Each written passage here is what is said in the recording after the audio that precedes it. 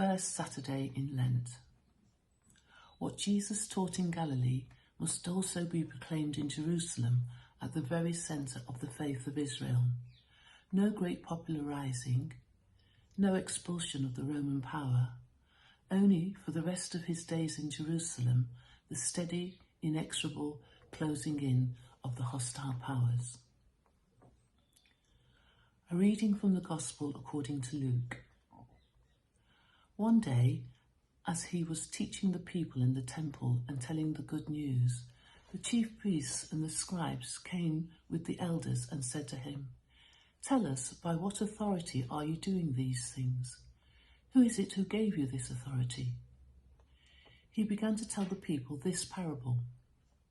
A man planted a vineyard and leased it to tenants and went to another country for a long time.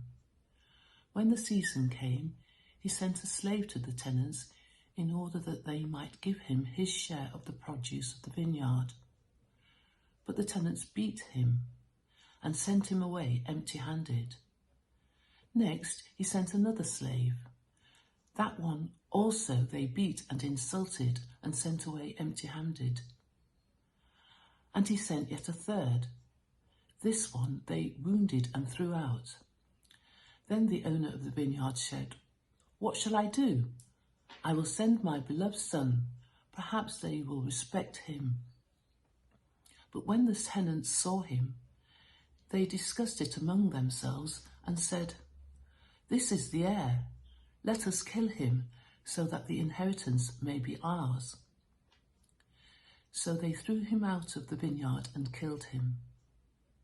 What then will the owner of the vineyard do to them? He will come and destroy those tenants and give the vineyard to others.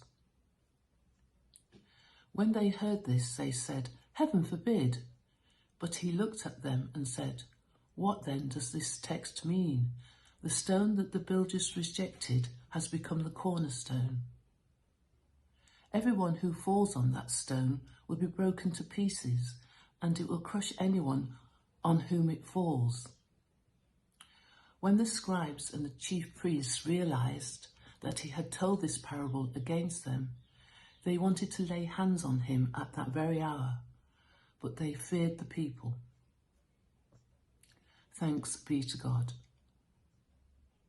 When the hostile powers close in on the heir to the vineyard, they will kill the heir.